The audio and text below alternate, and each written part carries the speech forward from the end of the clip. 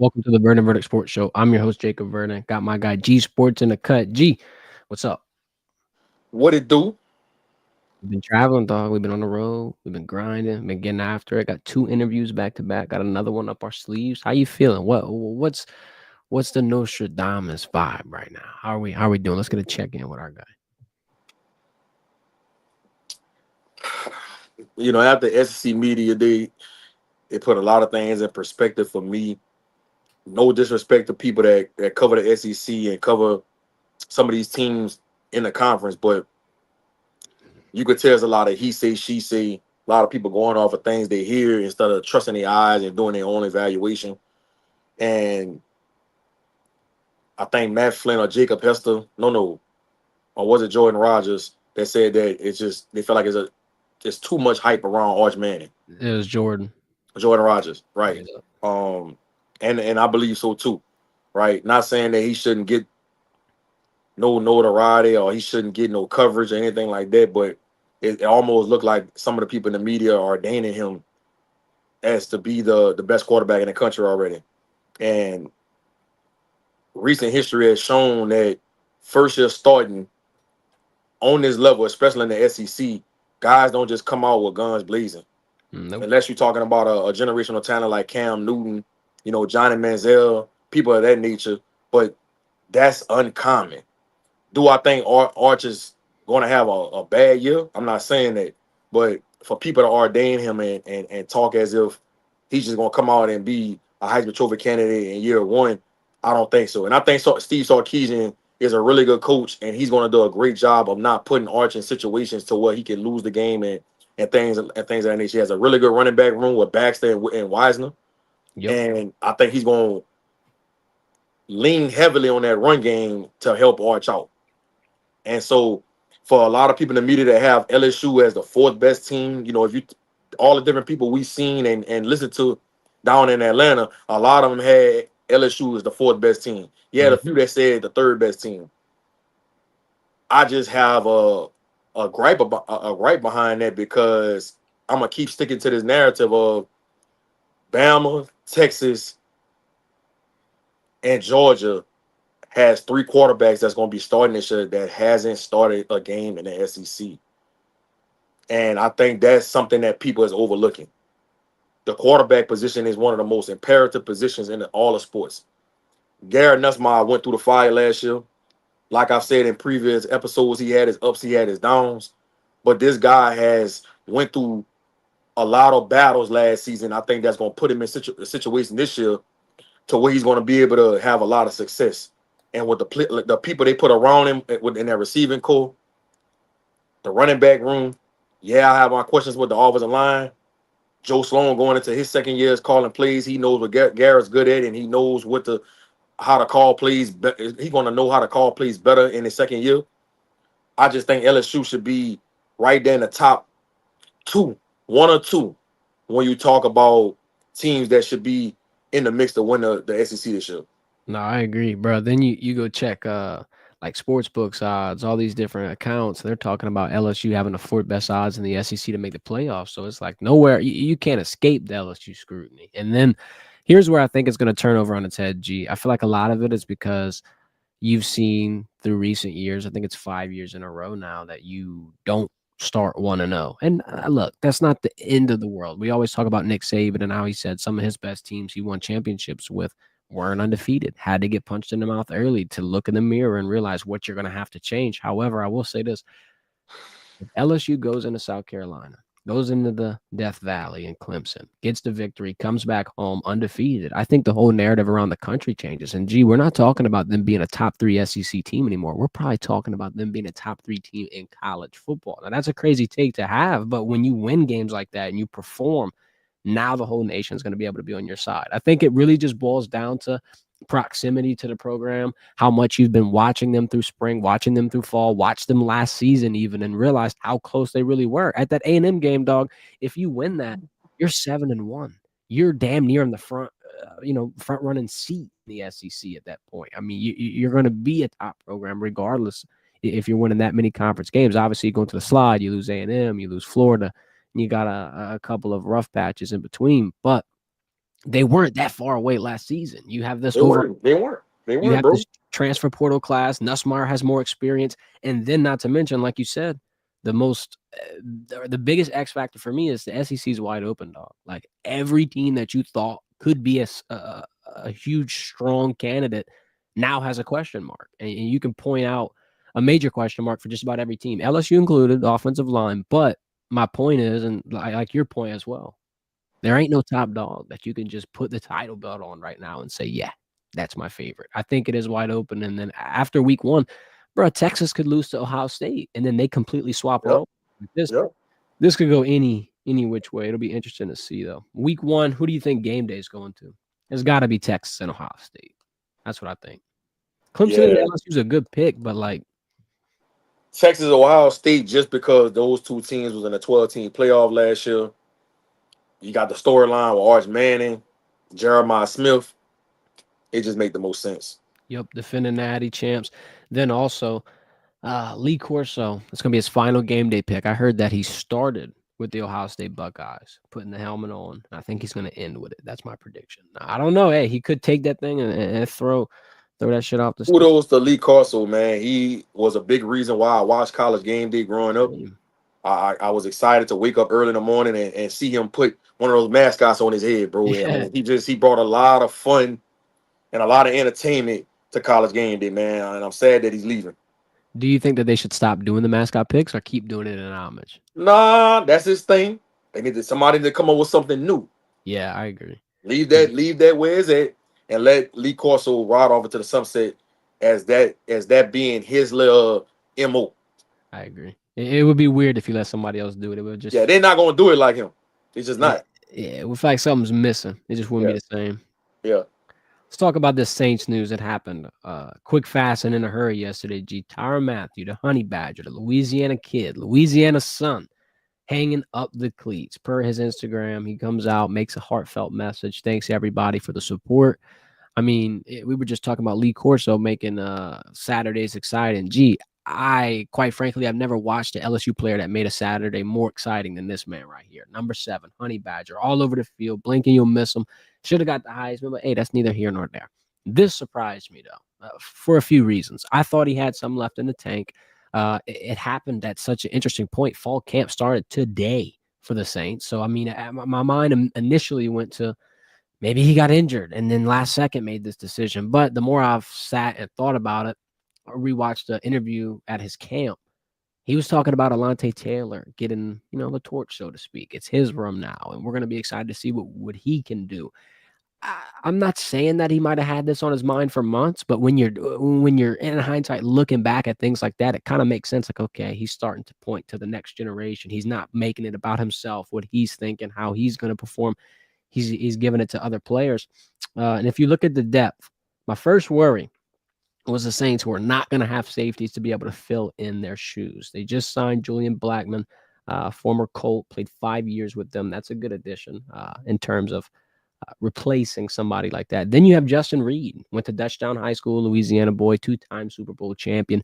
So you got some pieces on that back end of the defense. Then obviously Kool-Aid McKinstry, like we said, Alante Taylor. G, do you think the Saints are on a spot where DB is a question mark, a worry, or you think they're going to be able to make this work? First of all, let me speak on the Honey Badger.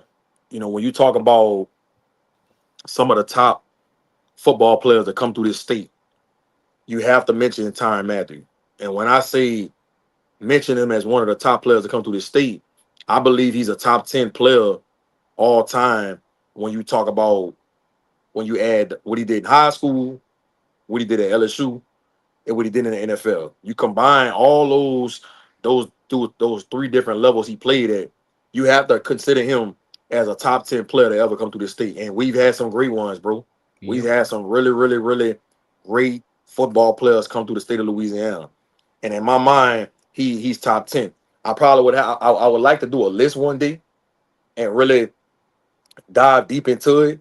Because if I had to guess, I would probably say he's somewhere around 8 or 9.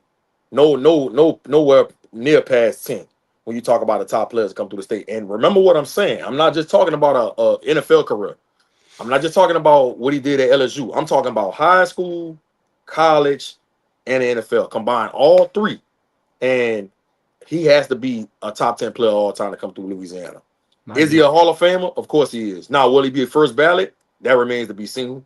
But I think he will be a Hall of Famer. He will wear that gold jacket and have a very touching speech in Canton, Ohio when that time comes.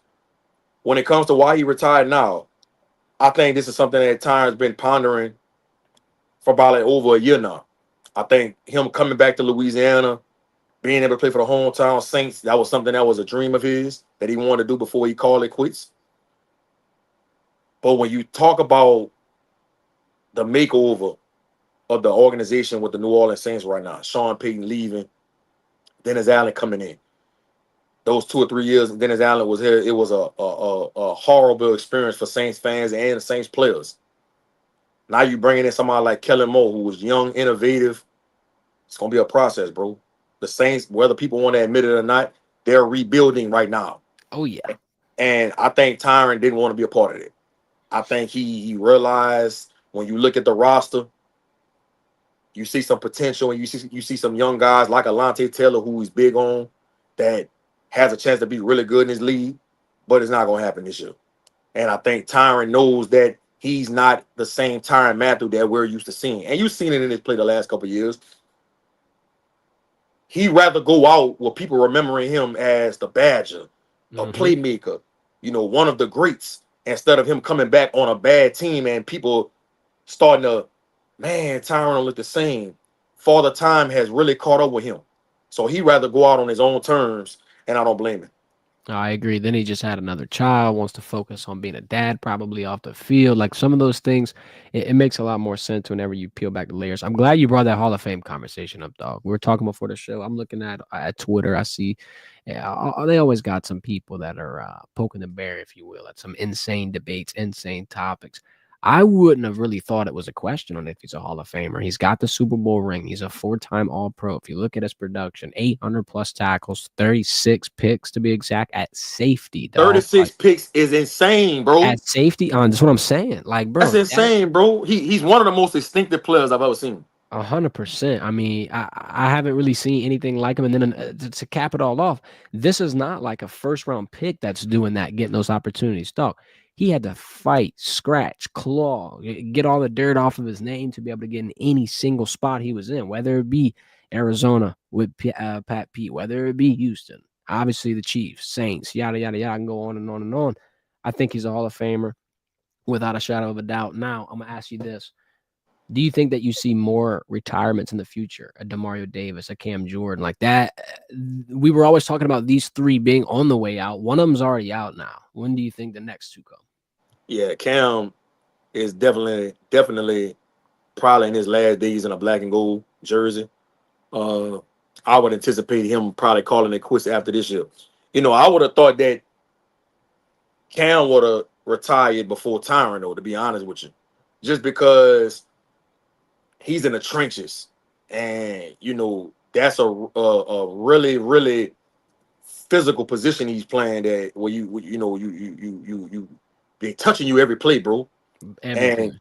although Cam Jordan has been very very durable throughout his career, I know that he's dealing with a lot of little knick-knack injuries that sometimes is out of your control because of how old you're getting.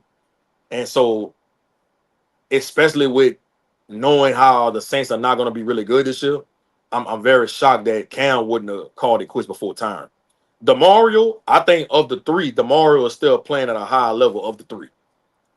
I think Demario Davis is still a top 8 Mike linebacker in the NFL.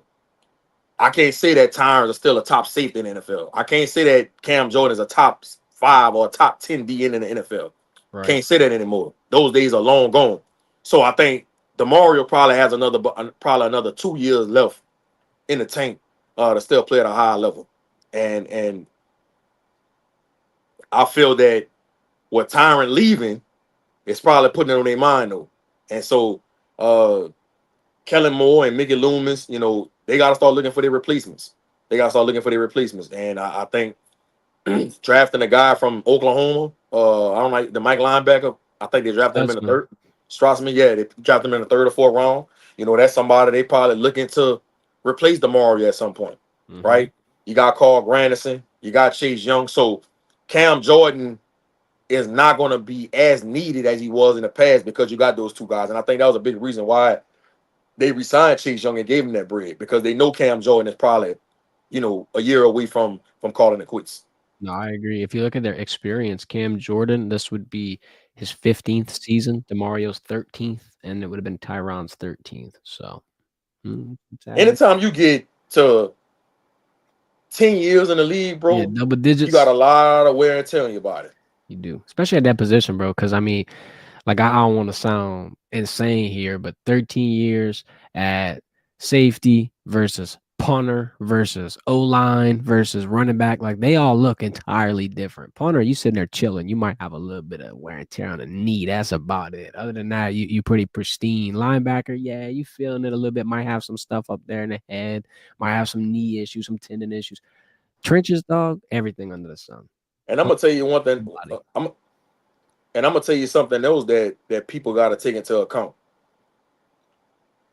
With Brandon Staley coming in and bringing in a new defense, and you having to learn a new scheme, I think that played a factor too with Tyrann. You never know. Brandon Staley might have set Tyrann down and told him this how he envisions him in his defense, and it might be something that Tyrann didn't agree with. It Right. might have been the way he planned on using him. Tyrann feel like, man, I can't be the best version of myself on how you trying to use me. You just never know how this probably went, and I bet you that played a part into him wanting to call it quits. Makes sense. That's some of the things that you don't really think about because Yeah, when you're in the midst of all these coaching changes, of all these things, trying to rebuild, revamp an entire team, that's all a part of the process. Some people got to yeah, take yeah, on new bro. roles, wear new hats, and I mean, at this point, yeah, you got to ask yourself, is it really worth it? Like, I And already you got this and you body of work. Yeah, you got to think about Tyrann. He played with the Cardinals. He played with the Texans. He played with the Chiefs. He played with the Saints. That's four teams, and you have to learn all them different systems. Tyrann is a player that wants to be able to play fast and then be instinctive and be. That's when he's at his best, when he's instinctive, and when he has to be out there thinking, he can't be the best version of himself, bro. And I bet you that played a. I'm not saying this the whole reason why he retired, but I bet you that played a factor into it. Like, man, I gotta go in training camp, learn this new scheme, figure out how he trying to use me. Or he might have sat him down and told him how you want to use him, and he probably felt like that's not going to put him in the best position to be successful. Man, you know what? I had a hell of a career. Man, let me go ahead and chill at home with the wife and the kids, man. Yep. Call it a career. Shout out Honey Badger, man. Shout out Honey Badger, man. A legend. Got some people in the chat. I'll never forget watching him playing the purple and gold, absolute animal. Got Devin Johnson. Remember going to LSU camp when he was there my senior year or his senior year, sophomore year. Boy, anything Tyrann Mathieu at LSU is legendary, dog. From punt returns to I was there, and we talked about it on the podcast with Coach Frank. I yeah, was there when he earned the scholarship, man. They had a period called opportunity. They told everybody, the people that was a lot of people that was at the camp to go home, and the best of the best, they told him to stay, and they went to Endo, and Tyrann locked up, bro. He locked up, and that's when he earned the scholarship offer from Les Miles and Coach Frank. I love this story, bro. And then I love the story that Frank Wilson talked about with the SEC title game, offense struggling to get it going, and Tyrann trying to get Not now, trying to get not it now, out. Tyrann, He's like, not man, back now, up. back Goes up. out there, Tutty flips from the ball, bro. That's cold, dog. Like Coach only a Frank, few so people can get away with that, dog. yeah, Coach Frank, so animated, bro. That was one of my favorite moments of that whole podcast. All right, let's move into another headline. You got Trey Holly back at Southern University. According to head coach Terrence Graves, he's enrolled. He was at practice. He's a full go. And I liked this quote from him. Terrence spoke to the media. He said he doesn't want to put a whole lot of added pressure on him, right? There's a lot of things alleged going on. There's a lot of things getting pushed back. He's been waiting under the sun for his moment, and here it is. He's got an opportunity to be able to show that he's still that talented back that we saw through the snaps at LSU. I remember him breaking off for 60-plus yard touchdowns and all the things we saw through spring camp.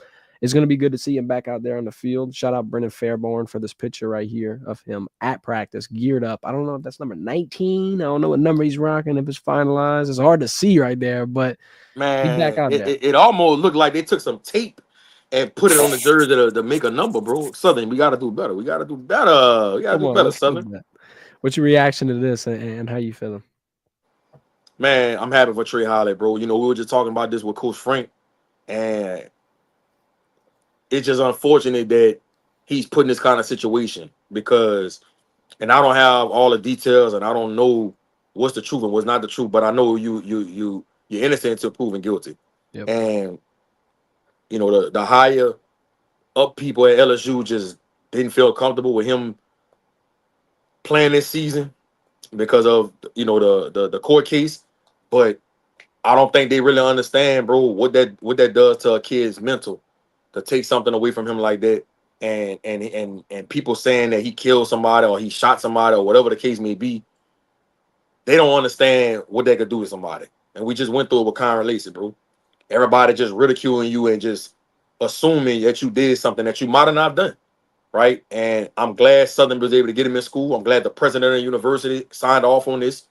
And I think he's going to have a really good year. Now, he has to get in shape, right? And he has a little under a month to do it. But I think, well, no, he has over a month because I think their first game not till the first week in September. But when Trey Holly does get in shape, bro, he's going to be the best running back in the swag, hands down. I hope Southern offensive line can make some holes for him so he could put on a show.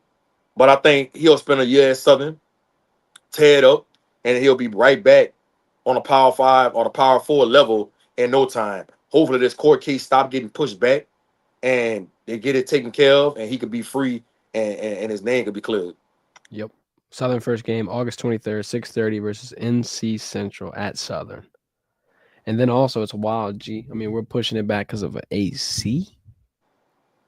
Oh, got another room? Come on now. When I read that part, I'm just like, bro, this can't be serious. That's insane. Shout out The to the system is screwed up, bro. And I mean we could talk about this on another episode, but it's ridiculous on how the system works. I'm glad he getting an opportunity. Fall camp time Walk on is too. right around the corner. Yeah, I think they said that he paid his way. He Yep. paid his way through there for school and all that. Hey, that shows how hungry he is. Shows how locked in he is. He's gonna seize this moment. We got our guy Floby in the chat. G, almost time for fall camp. Let's go. Hey, we got a little fall camp wish list that we're gonna talk about right here. Predictions, if you will. This is what I'm tapped in on when we hit the field next week. I don't have an exact date for you. No, the minute that I get the schedule, I'm gonna let y'all know. But I'm assuming it'll be sometime next week. Here's every single thing that I'm gonna be filming, that I'm gonna be watching. If you want me to add something to the list, drop it in the comments. I'm gonna be, moseying through them. First things first, the obvious, the center position battle. Everybody knows Braylon Moore versus DJ Chester. Who wins, but most importantly, who slides over and where. I'm going to take it for granted it'll be that left guard spot, that blind side. If you trust them at center, I feel like you can trust them at that spot to help give the inside push. Now, for the other guard spot, your right guard, here's where the questions start to get asked. Because when you transfer in Josh Thompson, you automatically assume, or I automatically assume, he's going to play guard. That's what he played at Northwestern State. But then he comes over in the spring and he's at right tackle. And now I'm really getting confused because we're hearing Tyree Adams, Weston Davis, all these different tackle duos and pairings.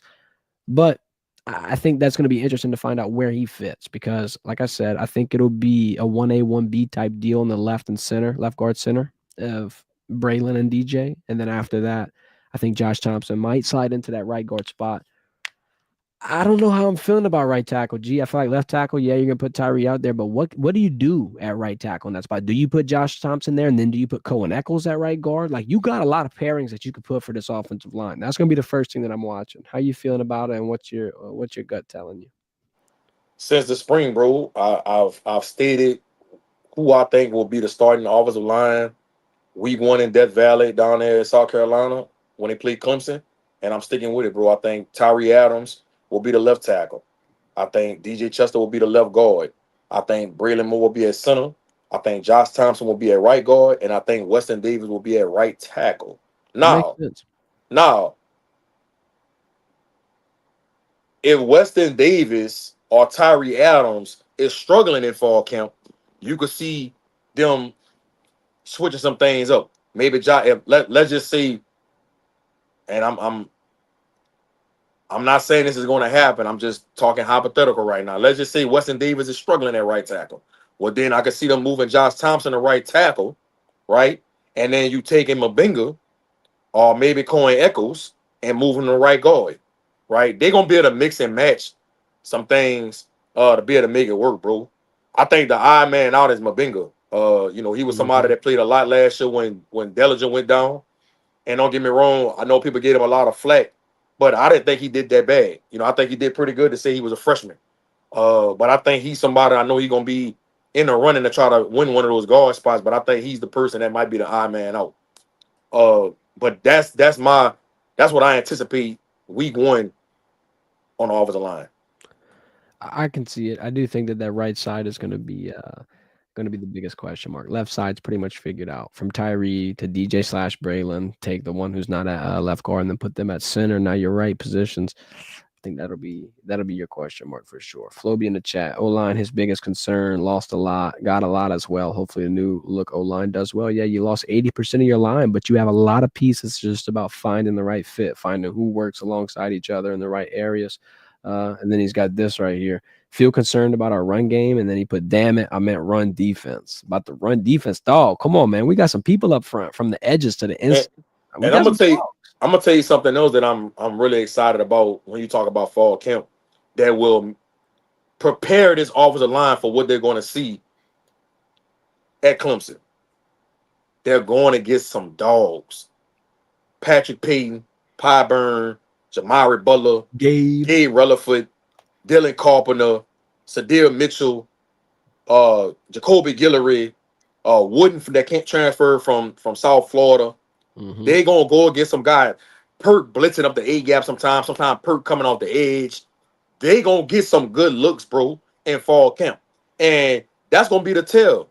If they can withstand what they see up front from LSU defense at fall camp, they should be all right when they go to Clemson. Because Clemson got some dogs, bro. Clemson got about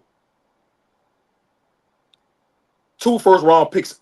I'm gonna go ahead and say two for sure first-round picks on their defense. They do. One on the edge, one on the inside line. Yeah, yeah, and they got they got a really good corner in Terrell, who's AJ Terrell's little brother, right? So I think it's gonna be a good matchup during fall camp with the front seven going against the O line, and if that O line is struggling, then I think people should be concerned as they go into Clemson. And then another thing I'm gonna build off of, we're talking about Perkins coming off the edge with Weeks. You get to see them healthy. They're returning. And they're in spring. We didn't get to see this new look defense. Now you're gonna get to see that 11 out there. That's going to be out there. You get the whole taste of the defense. Yeah, maybe they might play with the corner rotations, the D-line rotations, the O-line rotations, but for the most part, the people who are starting will at least be in competition on the field, out in the open versus their teammates. Another thing I want to talk about in terms of the fresh looks, what's going to differ from fall camp to spring camp. You got those arrivals from that freshman class that were not there early, the JT Lindsays, the Keelan Moseses. And I mean, I don't know how much of a role Keelan's going to be able to play, but JT Lindsay, hey, we saw it last season, bro. One thing can happen. You blink your eye and boom, the fourth string running back can jump in, be in the mix and be the hot hand like a Caden Durham was. So I'm not going to rule anybody out. In terms of freshman running backs, I think will have the biggest impact. I'm always going to put my chips on Harlem Berry just because of what we saw, because Brian Kelly after the spring game said, yeah, you'll see him out there. But JT Lindsay ain't nothing to sleep on. I will say that. Yeah, the running back room talented. As it pertains to Harlem Berry, I think the biggest thing for him in fall camp is just understanding what he's doing, and being able to be solid and pass pro, because that's a big thing, bro. Like, everybody want to talk about can he run between the tackles? Can he run outside? Can he be a home run threat? Can he catch out the backfield? Yeah, all that's cool. But on third down, in a passing situation, can you stand up and be solid and pass pro for Nussmeier? And that's a big thing for freshman running backs. You have to be able to be solid and pass pro and don't have any brain farts. And if Harlem Berry could do that and showcase that in fall camp, that'll give him a better opportunity to be able to play when the season comes. If he can't do that, bro, Coach Frank and Coach Kelly are not going to be comfortable with him being in the game. It's probably going to be spot play, when they up by a whole bunch, or they playing against Southern or Grambling or somebody like that. But in a tough game, especially in the SEC, they can't trust you to go out there if they don't feel good about you being at least solid in pass protection, because you'll get Nussmire killed. Oh, what? And another thing, I mean, I thought that's a great point, but I thought you were going to talk about the weight, adding weight, 5'10", 185 pounds. I want to ask you about that. You think that's a good frame? That's a good I spot because of the mean, type of back he is? Harlem, they're not gonna put too much weight on him, because you don't want him to lose his speed, you don't want him to lose his twitchiness, Hmm. his ability to be able to get in and out of cuts.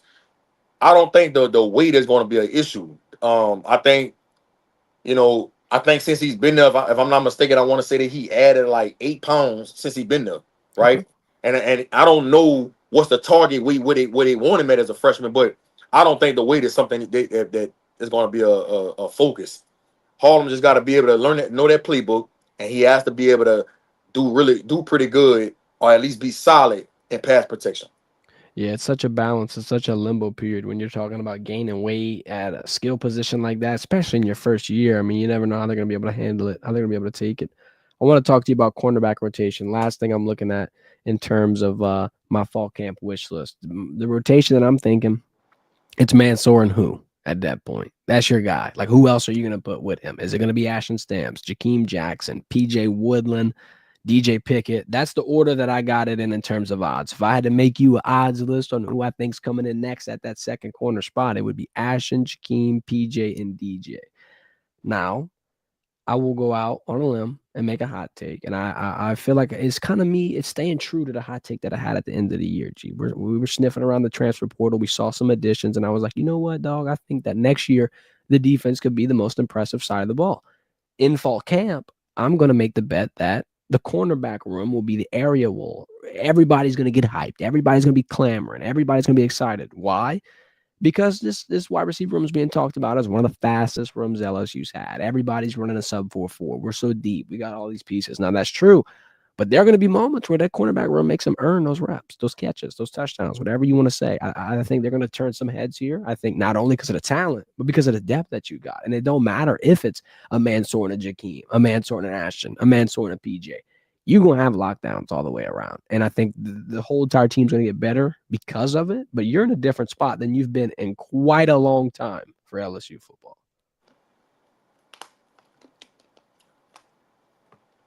I think before it's all said and done, when you start evaluating these corners at fall camp, I think DJ Pickett and Mansour Delane will be the two outside corners. Ashton Stamps will be the nickel.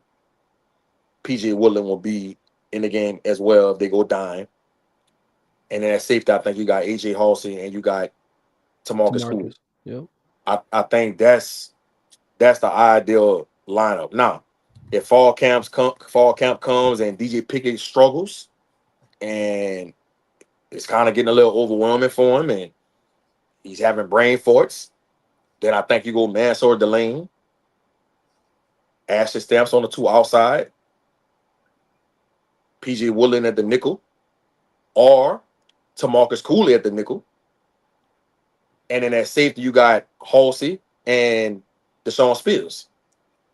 And you so deep on that back end, dog. Because I was Yeah, thinking about Deshaun Spears. Now you got to throw. You could like still rotate Jordan Gilbert, still rotate Toviano. You got so many yeah, pieces. It's yeah. insane. So that's you could plug and play with these DBs if you really want to. And I still ain't even bring up Jaheim Jackson. Exactly. You know what I'm saying? Like he could be somebody that could surpass Ashton Stamps or surpass DJ Pickett, because Jaheim Jackson is really good. Now I he got dealt with some injuries last year at Florida, and I think that's why people are not really talking about him. But when he's healthy, Jaheim Jackson is just as good as any cornerback in that room. no. So it's gonna be interesting to see how it all play out. But if I had to put my money on it, if I was a betting man, I would say that it's gonna be Mansour Delane at one outside, DJ Pickett at the other outside, Ashton Stamps at the nickel, PJ Woodland when they go dime at the other corner inside, Tamarcus Cooley at one safety, AJ Halsey at the other safety. That's what I envision the secondary looking like when they step out at Clemson week 1.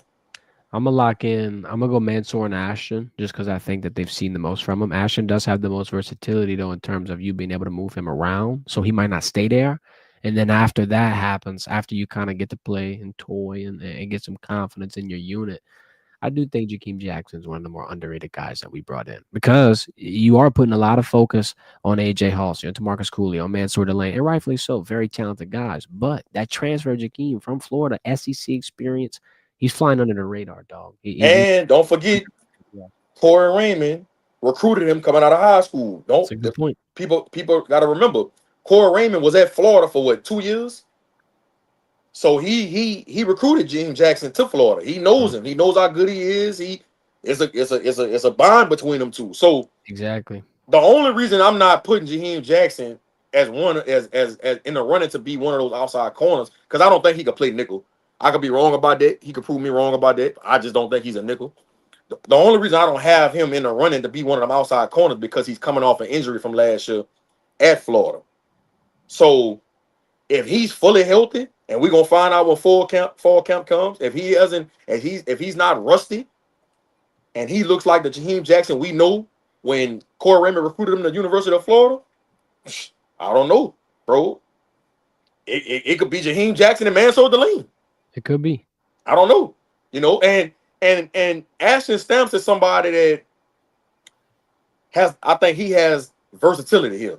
He can play outside and he can play nickel. So that's the good thing about Ashton. I think that he's going to be a Swiss Army knife for this team this year. And don't be surprised if Ashton plays a little bit of safety, right? Because Tamarcus Cooley had a lot of experience playing nickel and safety at NC State, right? I don't think Ashton has experience playing nickel, if I'm not mistaken. I don't think he ever played nickel since he's been at LSU. I could be wrong about that, but I don't remember him playing nickel. So, I don't know if Blake Baker and C. Ray feels that, yeah, we think he has the ability to play nickel, but he never did it before. So, would they feel comfortable moving him there? But you want to have Ashton Stamps on the field. Why? This guy started 2 years in the SEC, bro. And what we always say, experience is the best teacher.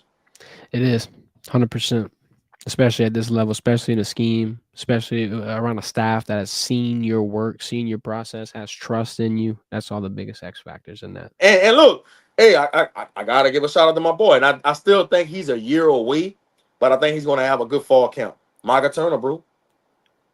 Micah Turner. Micah Turner is gonna be somebody when the media is watching him in fall camp, his name is gonna keep coming up. Yep.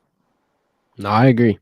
And even with what we saw through last and spring, if you want to talk about the youngest high risers, it was him and Deshaun Spears, dog. He just need reps, bro. Micah Turner just need reps, bro. The more reps he get, the better he gonna get. I agree. Before we hop out of here, G, let's give him a little preview. Let's give him a little glimpse into the interview that we dropped with Ahmad, bro. It's on the pages right now. You can scroll after you leave the stream. Don't leave the stream yet, bro. Don't. Man, that 225 studio look fire. Come on, boy. We got us a little set. Lord, when you just sit here and you just look at it, you like, man, gotta bask in all this glory, bro. You gotta appreciate greatness. Cool. That been nice. Nah, but right, but nah, man. I thoroughly enjoyed the podcast with Ahmad, bro, the D tackle for LSU. Sometimes we get caught up with the football player, but I really enjoyed getting to know the Ahmad, bro, behind the helmet. Yep. And his mental makeup is one of the best I've ever been around at that age. I texted him after the podcast and I said, bro, you're gonna be successful in life no matter what you do. And he texted me back and said, gee, I appreciate that, bro. See you at the top. Yes, sir. That's what he texted me back, bro. But I think he's gonna have a really, really good sophomore year, man. You could tell he's confident. I love the way his body looks, and that experience he had last year as a freshman, him and Don McKinley. I think that's gonna pay off big for them this season. And people that's watching our show right now, man, go check the podcast out, bro. A lot of you are going to be a fan of Ahmad, bro, after you watch it. When you see how he articulates himself, the way he processes, the way he looks at life, how you appreciate his upbringing from his mom and things of that nature, you're going to have a real appreciation for who Ahmad, bro, is behind the helmet. Check it out, man. I agree. No, my takeaways were he was super smart, genius, mature, level-headed, and yeah, it all contributed to how he was able to hit the ground running in the SEC. And I feel like in his situation, it's not just like he's coming in and playing well. He's coming in, switching positions, having to figure it out, having to gain weight, getting thrown into a spot, and he ain't let up. Like he ain't let up at all. I don't think it's gonna be a question on how much opportunities he's gonna get next year. My favorite thing though, dog, talking about playing 5 instruments. I mean, bro, I could barely play one. My dude's out here playing. He said saxophone, piano, guitar. I'm like, man. Then he working on computers, Yeah. building computers. Like, bro, Yes. this a Yes. genius right here, dog. Ain't no He's doubt about it. he's highly intelligent and he has an identity outside of the game of football. And that's what I'm most impressed with him Yeah, about. And I hope athletes watch this podcast so they can understand that he's more than just a football player. And he doesn't want to be just identified as an LSU football player. He's more than that. And that's what makes me very, very confident in saying that that kid gonna be super successful in life, bro. I agree. Y'all go tap in, hit a like button, drop a comment on the podcast. Let us know who you want on there next. Cause me and GA, bro, we scheming. I ain't gonna lie, bro. It's like I think in the last 2 weeks we done like 11 interviews, counting SEC And we media, got more bro. in the chamber. It's coming, Like the Lord. loaded, man. We ain't never gonna stop. Come on. Man, It's we only gotta up we gotta come up with a name sooner or later, man. People keep asking, man, y'all gotta come up with a name. We're gonna have to We, figure it out. we We're you gonna have know to what we need to scheme. do? You know what we need to do? We need to do like a giveaway or something. Like whoever come up with the best name for us to name the show, we give them like a gift card or something. I don't know. I give them some G Sports gear, some merch and stuff. I don't know. We need to come up with something, bro. Y'all get active. Y'all get active in the chat. Drop us some inspiration here. Appreciate everybody for tuning in. About to lock out of here. Y'all smash that like button. Have a hell of a day. Don't play. At all. Can't do it.